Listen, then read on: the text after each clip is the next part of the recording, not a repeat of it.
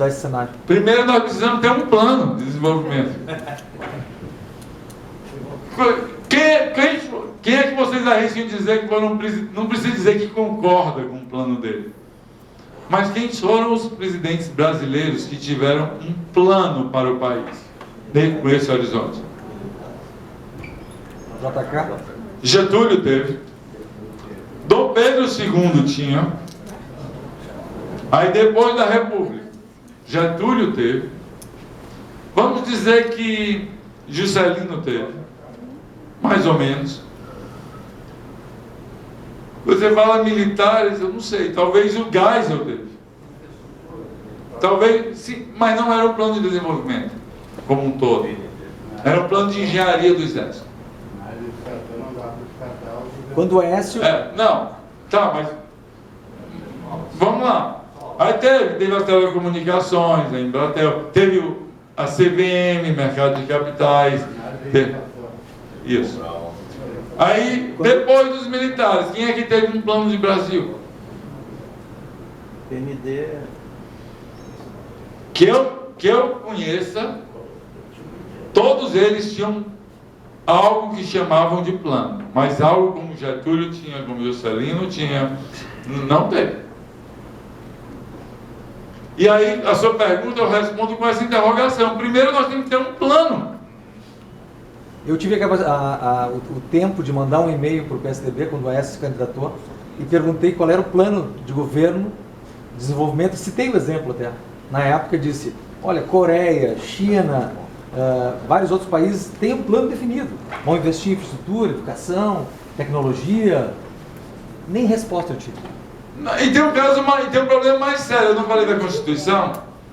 Vamos supor que na eleição, Bolsonaro, Haddad, Ciro, Meirelles, tinha mais aí, vamos aí. Marina. Marina. Vamos supor que todos eles tivessem um plano bem estruturado, joia? Vamos supor. Nós temos uma Constituição que você precisa ter pelo menos 55% do Congresso. E aí o que é que você faz com o seu plano? Você vai preferir ser um presidente que não consegue governar, ou vai preferir botar seu plano debaixo da gaveta e ver, ó, pessoal, é o seguinte, quem era a base de apoio do Collor, do Itamar, do Sarney, do Fernando Henrique, do Lula, que estão lá no poder agora? 70% são os mesmos, gente. Que maluquice é essa? Um governo do Sarney, um governo do Collor, um governo do Fernando Henrique, um governo do Lula, da Dilma, do Temer, do Bolsonaro, são os mesmos que estão apoiando.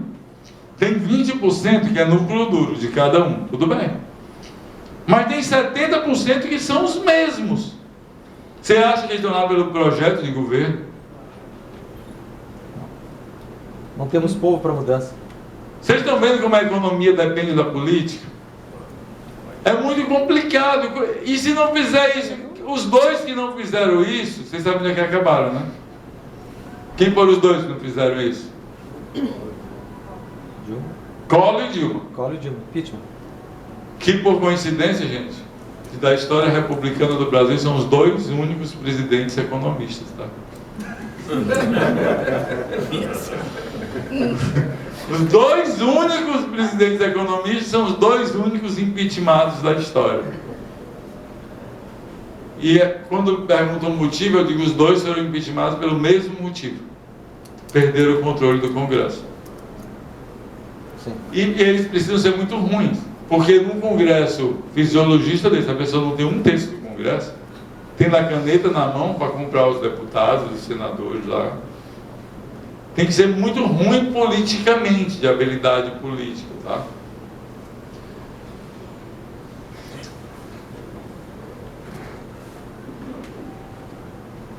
Aí você pega a expectativa de vida.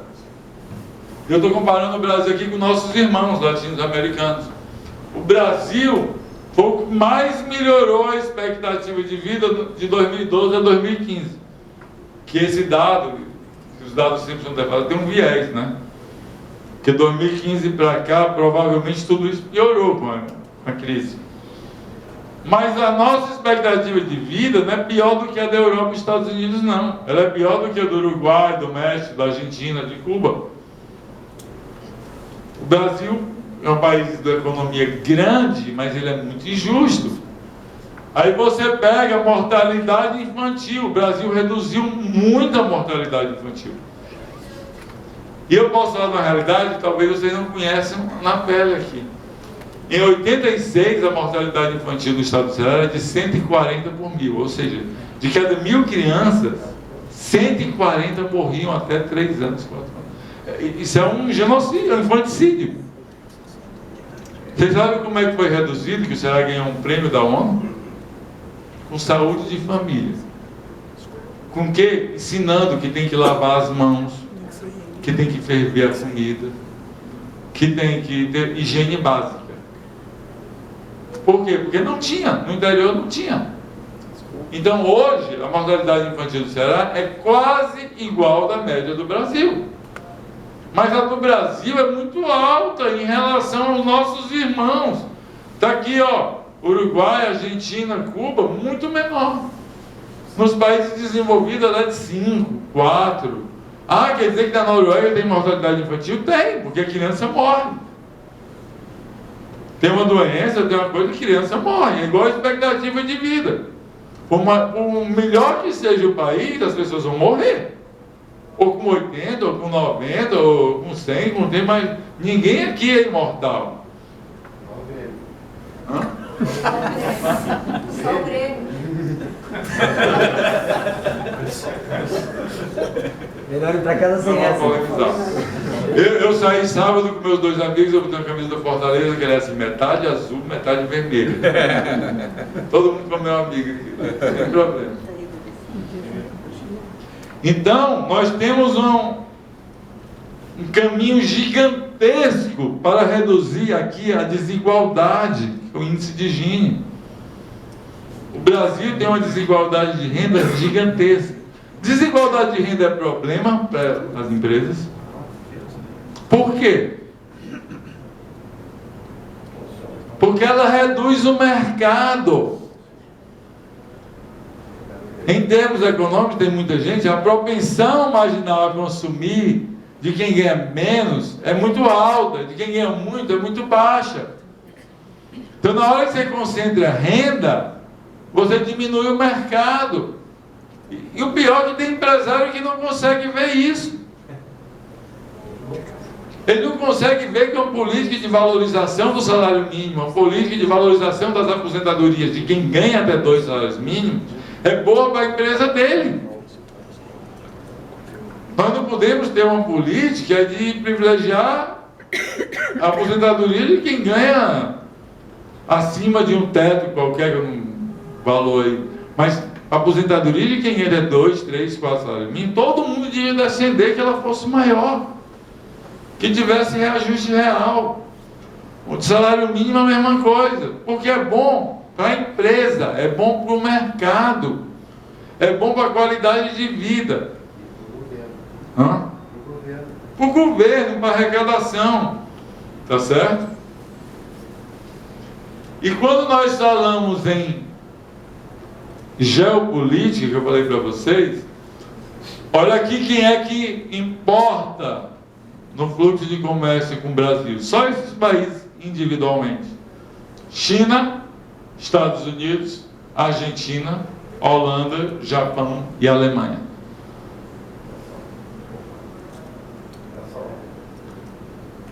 A China já representa mais de 1/4 das exportações brasileiras. E isso é um risco gigantesco. Porque lá quem decide, não vou dizer que é uma pessoa, mas é um comitê.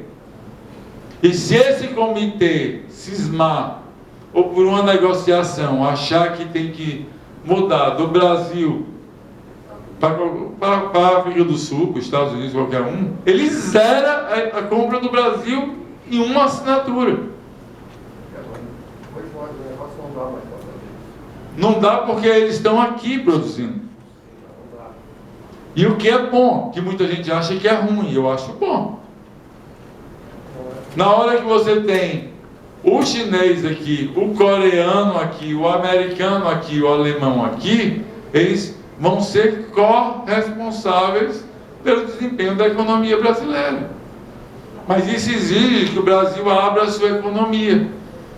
E o Brasil, toda vida que abrir a economia, vai exportar mais, mas ele não quer abrir para importar mais. Ele não quer abrir para liberar o mercado financeiro. E só abre se for tudo. A economia aberta, qual é a vantagem dela?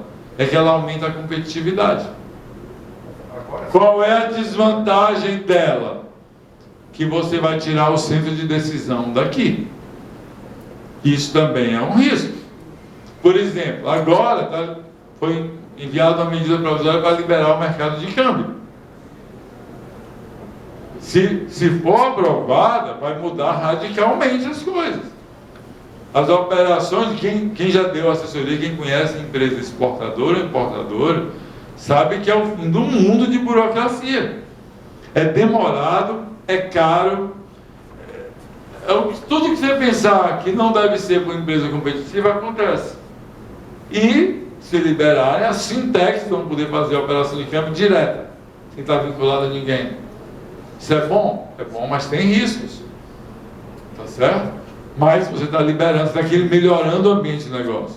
Mas internacionalizar a economia, você integra as cadeias globais. Isso é bom? Não obrigatoriamente. Depende da maneira que você se integra. Como diz, a globalização ela é muito boa para quem está globalizando. Ela é muito ruim para quem está sendo globalizado. Tá? É um conceito muito diferente. E aí, para isso, você precisa ver quais são os setores que o Brasil é competitivo. Não adianta você querer fazer tudo num país, nenhum país do mundo consegue. Nem os Estados Unidos. Essa loucura... Trump é bem maluco, todo mundo sabe. Mas a loucura de trazer de volta carvão mineral, trazer de volta a indústria automobilística para Detroit, isso é nonsense. O que ele devia fazer era pegar o Vale do Silício e botar nos 50 estados americanos. Ele tem uma base educacional de tecnologia para isso, é isso que gera valor. É melhor ele ter a patente da Apple e produzir o iPhone na China, em Singapura, pelo preço que consegue vender no mundo todo, é melhor ele fazer o iPhone lá e não conseguir vender. Tá certo? Mas ele não enxerga isso. Ou pelo menos fala que não enxerga. Tá? Então nós temos que, para crescer a economia, integrar as cadeias de valores do mundo todo. E como é que nós vamos fazer isso? Isso é um longo trabalho que exige muito do nosso Itamaraty. Porque se negociar a minha empresa com a sua é difícil, negociar com um player global é algo que é muito complicado. Porque passa por cultura, passa por costumes. E hoje tem empresas que têm vários acionistas de nacionalidades diferentes, passa por poder de governo, passa por muita coisa. Mas eu não vejo nenhum caminho diferente para uma economia que queira ser desenvolvida, se ela ficar fora das cadeias globais de geração de valor. Ela vai ficar excluída. Vocês acham que a Embraer tem como ser competitiva se ela usasse só equipamentos brasileiros? Não saía nem do canto. Não conseguia nem montar um avião. Ah, então está certo vender a Embraer para a Boeing? Isso aí eu não disse isso. Até porque ninguém sabe direito até agora. O negócio já foi feito e ninguém sabe direito como é que foi feito. Isso é outra coisa. Nós precisamos ter mais transparência. Muito mais transparência. E isso aí também, alguns países desenvolvidos, eles nos dão lições de que nenhum dos poderes pode tudo e que a legislação barra quando você quer ir além da medida. Basta ver que o governo americano parou porque não conseguiu aprovar o orçamento. Ah, mas vai parar, vai parar tudo. Não vai funcionar nada. Por quê? Porque não foi aprovado pelo Congresso. Ah, mas o Congresso tem esse poder todo? Tem. Quem é que elegeu o Congresso? Não fomos nós? Então ele tem a delegação de fazer tudo isso. Pulou 3 slides. Pulou 3 slides, se quer. 3? Então vamos voltar. Então, o que eu tinha falado de produtividade, olhem como muda. Também. Obrigado. Olha como muda. Isso aqui é o crescimento do nosso PIB, tá? Ao longo do tempo. Isso aqui é a projeção dele. Se eu conseguir aumentar a produtividade em 3% ao ano, eu consigo esse desempenho para o PIB. Se eu conseguir que a produtividade se estabilize, eu consigo só esse desempenho. Se você pega o nosso PIB crescer 4% ao ano ou 1% ao ano, isso em 10 anos, é uma diferença gigantesca na nossa economia. E como é que eu melhoro a produtividade? Quem é que tem palpite aí?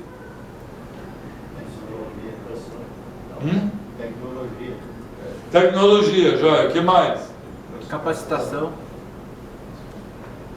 Primeiro, melhorar o ambiente de receita do Banco Mundial, que é quem mais conhece isso no mundo todo e tem experiência em todo tipo de país. Primeiro, melhorar o ambiente de negócio. Segundo, tecnologia de ponta. Tecnologia de ponta na indústria não, é no comércio, é no turismo, é em sala de aula, em todo lugar. Depois os marcos regulatórios. Depois o papel e tamanho do Estado. Depois a educação e o grau de inserção na economia mundial. Tá certo? Então isso é o que vai fazer o Brasil ter o maior ou menor ganho de produtividade. E isso não depende de um presidente, ou de um congresso, ou de um supremo. Depende de todo mundo junto. E aí nós temos que ter aqui algo parecido, talvez, com o Pacto de Moncloa, lá na Espanha, ou com algum arranjo institucional que consiga criar, o que você me perguntou, um projeto de nação que não seja dessa maluquice de briga, parece torcedor de futebol, que se instalou na nossa política. Que isso não leva a nada. Porque é incrível como o mesmo projeto, quando o cara era oposição, ele era contra, e o mesmo projeto, quando ele virou situação, ele é a favor. E vice-versa. Gente, isso é loucura. Só quem perde com isso é o Brasil. Não estou dizendo que a pessoa tem que ser contra ou a favor de alguma coisa, mas ela tem que ser eleita por nós, por ela defender ideias que nós concordamos, independente de quem propõe essas ideias, tá? E aí, quando eu falo em produtividade, olha aqui, ó, em 1950, o Brasil tinha produtividade maior do que a Coreia. Olha aí que legal, gente. Tinha produtividade equivalente à do Chile. E aquilo que eu falei da Constituição, esse gráfico aqui, traz um pouco disso. E todos saíram crescendo a sua produtividade. O Brasil até a crise de 80. Depois disso, olha o que aconteceu com a produtividade brasileira. E aqui tem um marco da Constituição de 88, que, repito, para alguns, ela é responsável por a produtividade não ter aumentado. Para outros, ela é responsável por a nossa produtividade não ter caído. Tá? Isso é um debate que é muito mais profundo, porque para alguns, a rede de proteção social que foi criada na Constituição de 88 evitou que a catástrofe fosse maior. Para outros, essa rede de proteção social evitou que o Brasil crescesse. Isso é um debate sociopolítico que vocês podem fazer depois, não é agora. Nem eu tenho resposta para isso. Futebol, se o cara empatou ou perdeu, né? Quem é melhor treinador, Tele Santana ou Parreira? Um foi campeão do mundo, o outro não foi. É uma discussão que não acaba. Não tem como acabar uma discussão dessa. Então o Brasil precisa fazer com que essa curva aqui vire para cima. Se nós não fizermos isso, nós não vamos para lugar nenhum. Se não aumentar a produtividade da economia brasileira, nós não vamos chegar a lugar nenhum. Pelo contrário, como os outros países estão nessa ascendente, se nós continuarmos assim, cada vez mais vai aumentar a distância. Não, mas eu estou correndo aqui num ritmo tranquilo. Sim, mas se o nascente está mais rápido, cada vez ele vai ficar mais longe. E isso vai cada vez colocar o Brasil mais no mato sem cachorro, economicamente. Porque se nós pensarmos hoje, nós temos a União Europeia, nós temos os Estados Unidos e Canadá, e nós temos a China e Japão e Coreia liderando aqueles países em volta. E onde é que entra a América Latina e onde é que entra a África nisso? Hoje não entra em lugar nenhum. Daí que o Brasil também não pode desperdiçar a integração da América Latina. Que o Brasil, falar por ele, economicamente o Brasil é grande, mas geopoliticamente ele fala muito mais se ele conseguir liderar a América Latina.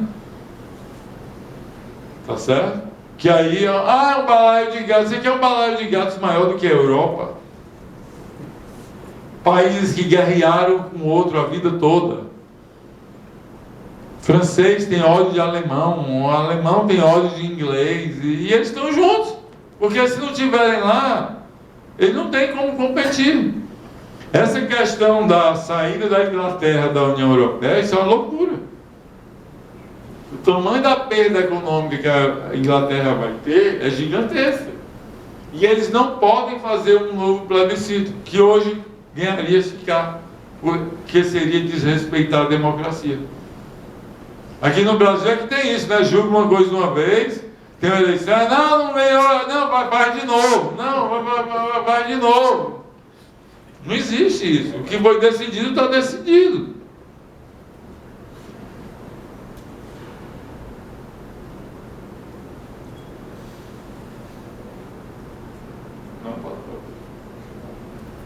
Aqui o que eu falei, a questão do tamanho da dívida pública. Eu estou pegando só os países emergentes, porque se nós compararmos com um país desenvolvido, a questão da dívida ela não pode ser comparada porque o custo e o prazo é muito diferente. Mas na hora que eu pego o Brasil aqui, ele só perde para o Egito, Brasil, Argentina, Paquistão, até a Rússia. Mas nós temos que diminuir a relação dívida-PIB. Como é que diminui isso?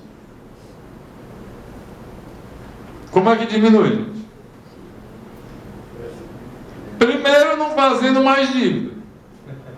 Como é que você não faz mais dívida? Gastando menos que arrecada. E aí, é simples, não. O nosso investimento não é o menor da história. O governador, o presidente, eles são políticos, gente. Eles vivem de votos.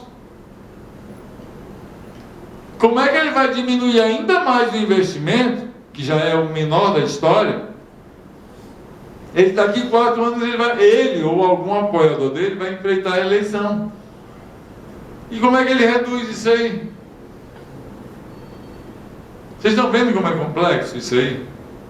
Se coloquem nas vestes do governador, do presidente. Daqui 4 anos ele vai enfrentar, daqui 3 anos ou 2 ele vai enfrentar a eleição. Ele tem que aumentar o investimento. Mas o que ele arrecada hoje não dá para pagar nem as contas dele.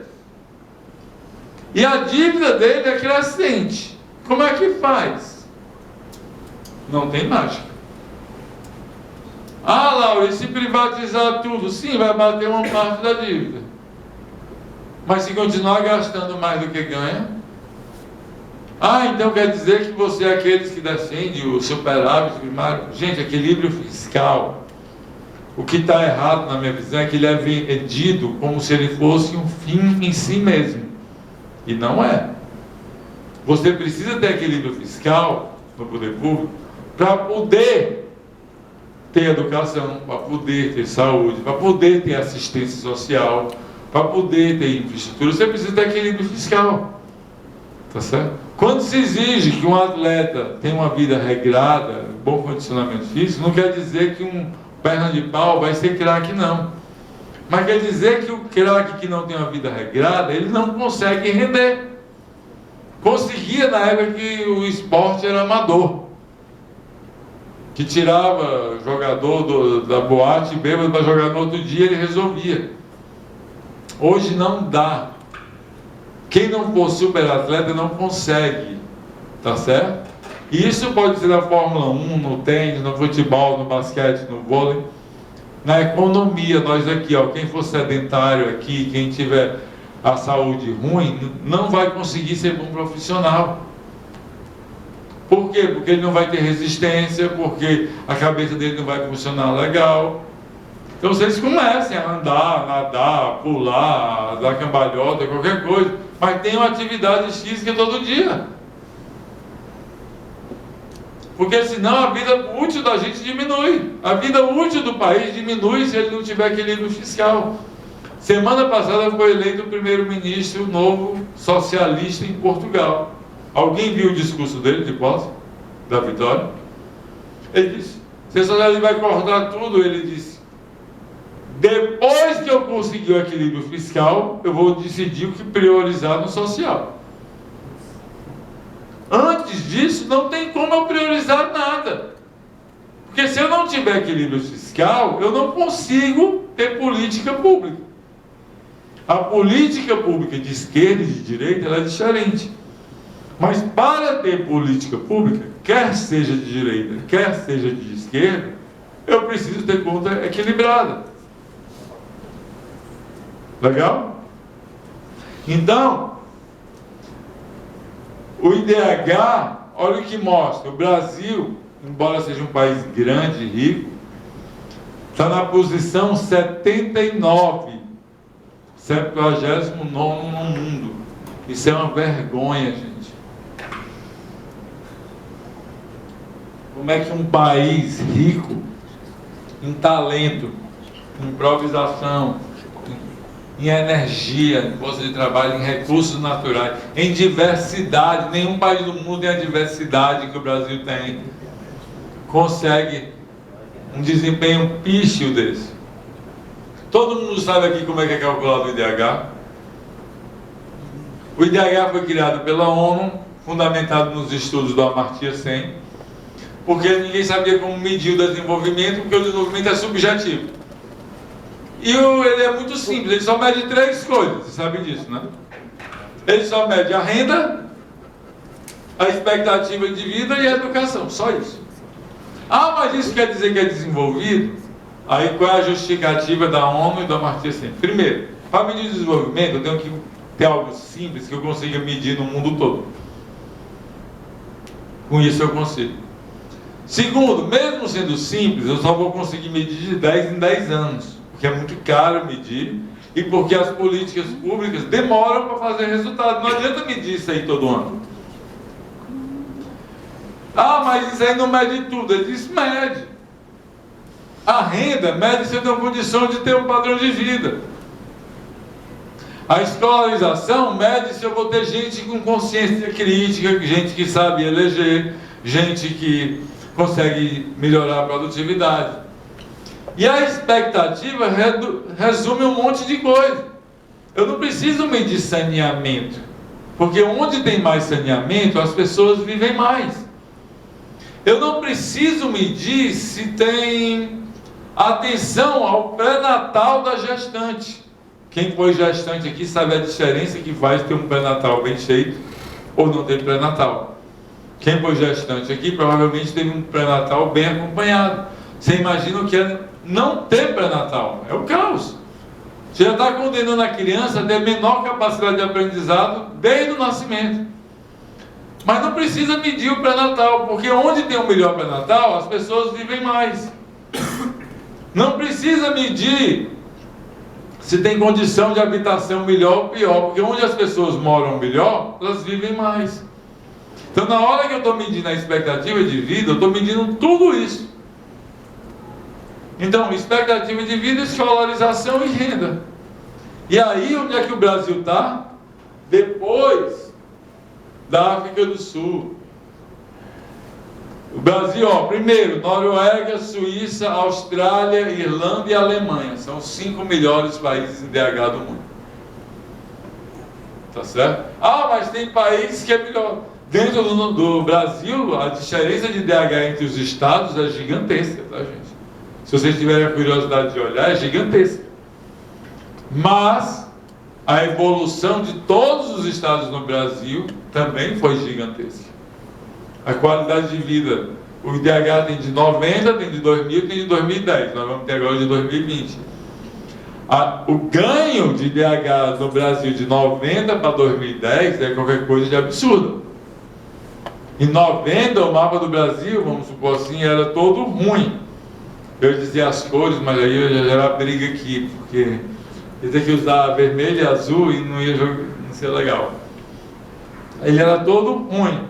E hoje está todo de médio para bom. Então o Brasil avançou muito de 90 para hoje. E repito, avançou muito principalmente por causa dos 16 anos do Fernando Henrique e do Lula, onde nós tivemos a estabilização da economia e alguns programas de benefício social. Depois disso foi só o caos. Mas o Brasil, como eu coloquei para vocês, desde 80 que ele está patinando. Então o IDH ele é fundamental. E por último, para encerrar e abrir para vocês, o Banco Mundial mede o ambiente de negócio. E ele divulga o que ele chama Doing Business, fazendo negócio. O Brasil está em 125º do mundo. Gente, é mais fácil fazer negócio na China, que é um país de um partido só, centralizado, tem menos regulamento e menos barreira do que fazer negócio no Brasil. Isso é o caos. Quem aqui já teve que, não vou dizer abrir não, quem aqui já teve que fechar uma empresa sua? Alguém aqui já teve que fechar alguma empresa? É o caos, não é? Não fechou ainda. É o caos. Você pode ter dinheiro, despachante, contador, amigos, você não consegue fechar a empresa, isso é um absurdo. Tá certo? O sistema tributário nosso é um absurdo. Uma vez eu estava numa palestra de um tributarista, que não é minha área, ele deu um exemplo lá, que eu vou repetir o que ele disse, tá? Se é um tributarista aqui, corrige. Ele fez a seguinte pergunta à plateia: o bis, ele é chocolate ou ele é biscoito? Biscoito. O que vocês acham? O bis, aquele, é chocolate ou é biscoito? Biscoito. Ou é um biscoito achocolatado? Aí sim. Ou é um chocolate biscoitado? Ah, o que isso tem a ver? Porque se ele for classificado como biscoito, a tributação é de um jeito. Se ele for classificado como chocolate, a tributação é de outro jeito. Onde é que isso cabe na cabeça de alguém? Todo mundo sabe o que é Crocs, não sabe? Ou de vocês, ou dos filhos, ou dos netos, não sabe o que é Crocs? Aquilo é chinela, é sapato, ou tem um outro nome, não sei o que lá, impermeabilizante. É tudo isso junto, não é? Pois se ele for chinela, é um tipo de tributação. Se ele for sapato, é outro. Se ele for não sei o que, impermeabilizante, é outro tipo. Gente, isso é loucura. Isso é uma loucura total. E o regime tributário brasileiro tem outro problema, que é o único país do mundo desenvolvido que 55% da carga tributária é de imposto sobre consumo. Isso é injusto, isso é cruel com quem ganha um salário mínimo. Porque na hora que ele compra uma camisa, a camisa dele é mais barata, mas ele está pagando um imposto, a alíquota sobre aquela camisa, a mesma que o Alexandre Grandene paga quando ele compra uma camisa no Brasil. Isso é um absurdo. Então você tem que reduzir o imposto sobre consumo nos países desenvolvidos, representa 10, 15% da carga tributária. Se você reduz o imposto sobre consumo, você tem que aumentar o imposto sobre o quê? Sobre renda, sobre patrimônio, sobre lucro. Hã? E herança. Não tem jeito, você tem que tirar de algum lugar. Mas aí quem pode mais vai pagar mais, e quem pode menos vai pagar menos. A carga tributária sobre uma família que ganha renda familiar de 2, 3 salários mínimos, ela é gigantesca. Esse pessoal paga muito imposto. E está errado, era para quem ser isento de imposto, não era? Vocês concordam que era para ser isento de imposto? Mas não é assim que funciona. E aí, para finalizar, tudo que nós conversamos sobre cenário serve para quê? Para antecipar tendências. Serve para a perspectiva ajudar que eu tome melhores decisões. E o que é talvez triste é que todo esse estudo que nós fazemos de cenário, ele se perde a cada dia. Tanto que o Rogério perguntou, acabou a palestra? Eu digo, não, só posso acabar no dia de manhã. Ele disse, por quê? Porque eu tenho que esperar até segunda. Se aconteceu alguma coisa, que tem que entrar um outro slide aqui. Podia ser que ontem tivesse acontecido uma mudança no mercado de câmbio, ou no cenário externo, na geopolítica, que mudava tudo que eu estou conversando com vocês. Não tem jeito. Tá certo? Estou aberto, não tenho nenhuma limitação de tempo, não sei se o banco tem de fechar. Mas, primeira coisa, vocês gostaram do que nós conversamos? Muito. Quem imaginava que eu ia ter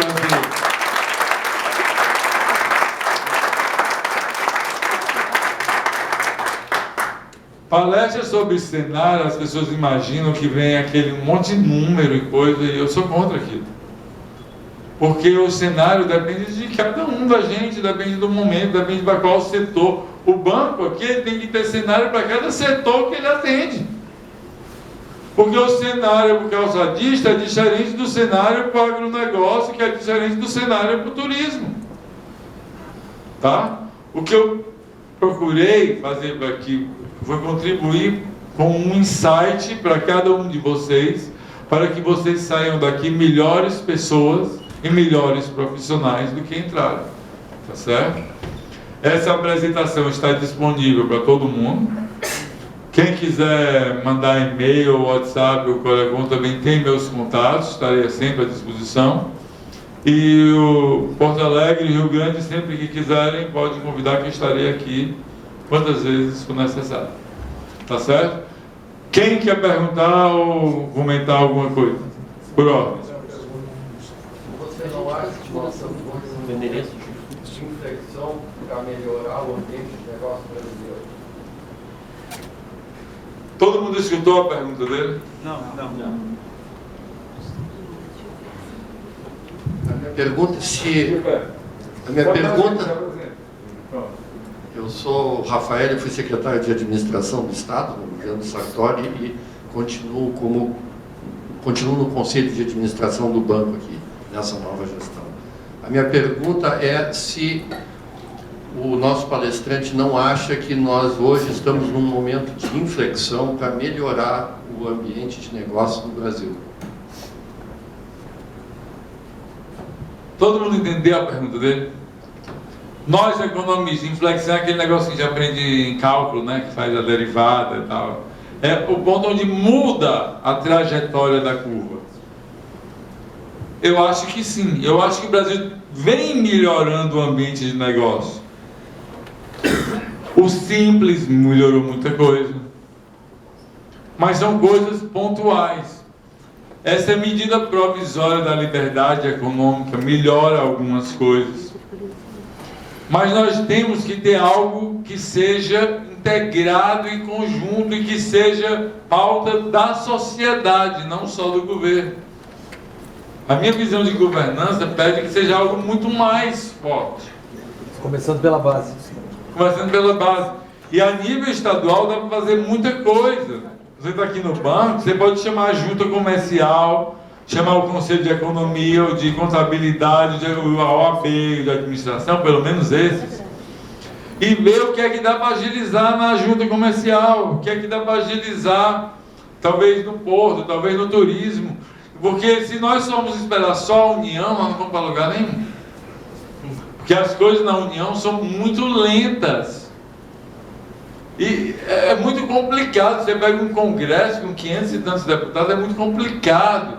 Porque tem os partidos, aí tem as bancadas, dentro dos partidos tem as bancadas, evangélica, da bala, da não sei o que, do boi, do Jabaquara, do futebol, da CBF. O que você imaginar, tem bancadas que passam por dentro dos partidos. E não tem fidelidade partidária no Brasil.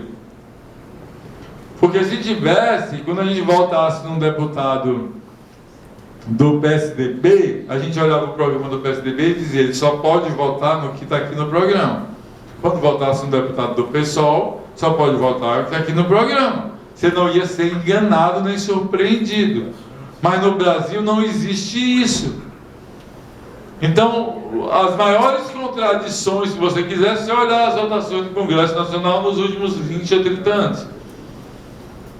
Que a mesma coisa que o cara é errado, ele propõe um projeto de uma coisa, porque ele era oposição, queria cerrar o governo.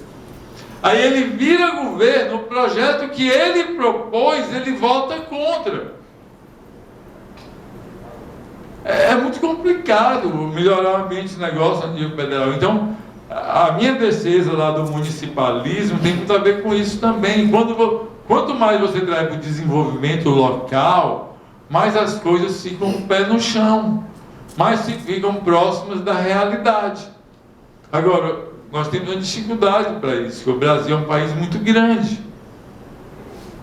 E numa diversidade... Dentro do Rio Grande do Sul, você tem uma diversidade gigantesca. Tá? Você pega municípios em diferentes territórios, a diversidade é muito grande. Se pegar a região sul, juntar Rio Grande do Sul, Santa Catarina e Paraná, aí a diversidade multiplica por 1000. Se você pegar o Brasil, é muito diferente, gente.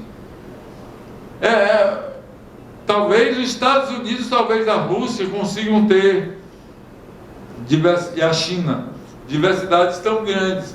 Mas é muito diferente a Amazônia, do Nordeste, do Sul, do Centro-Oeste, do Sudeste.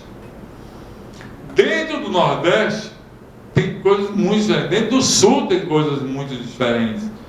Tá certo? Talvez dentro da Amazônia seja onde seja mais, um pouco menos heterogêneo, tá? Mas é tudo muito difícil.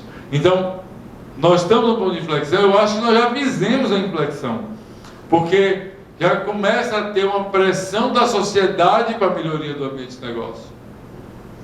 E aí passa por tudo, passa por reforma trabalhista, passa...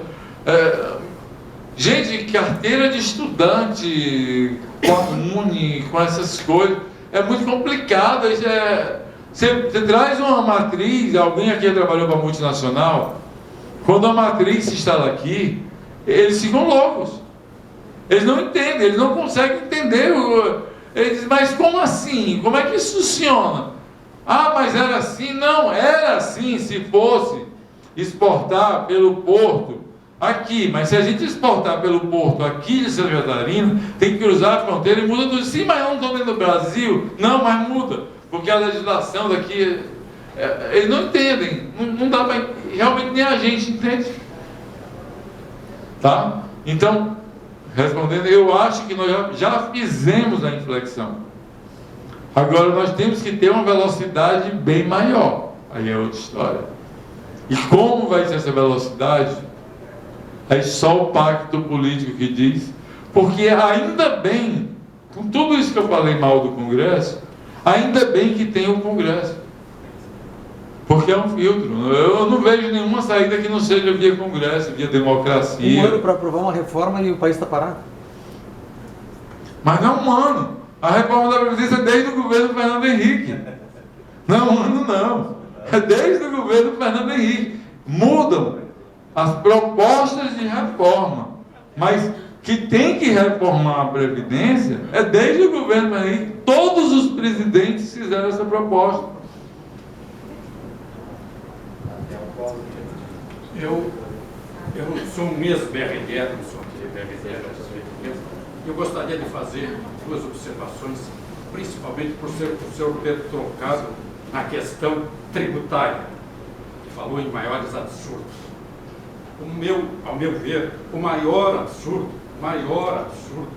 e que é um dos maiores problemas econômicos, como causador dos problemas econômicos, é que o Brasil é o único país do mundo, não vou falar da Zâmbia, certo? Porque isso não conheço, o único país do mundo que concede muito maiores benefícios, mas muito maiores benefícios à exportação dos nossos produtos primários do que a exportação de produtos industrializados e produtos com cadeias produtivas longas.